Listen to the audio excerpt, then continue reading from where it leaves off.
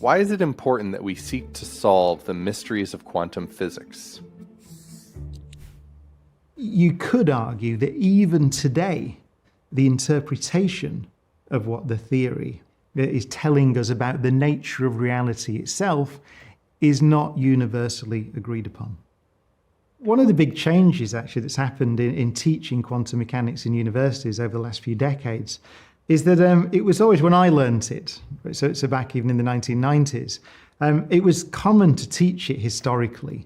So you go through the things that we've talked about. You go through the photoelectric effect and the structure of atoms. You get to Niels Bohr and his early explanations of how atoms might work, following on from Ernest Rutherford in Manchester detecting the atomic nucleus.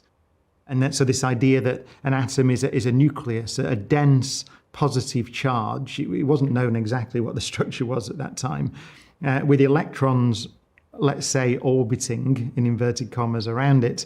So that there's a picture of almost like a solar system, but it was known that doesn't work because you have charged particles moving in the vicinity of other charged particles, and that means that they radiate and they would not be stable. And so there's all these things going on, confusion, and then Bohr suggests that electrons can only take certain energies, which we now call orbitals, around the atomic nucleus, and all this stuff is going on.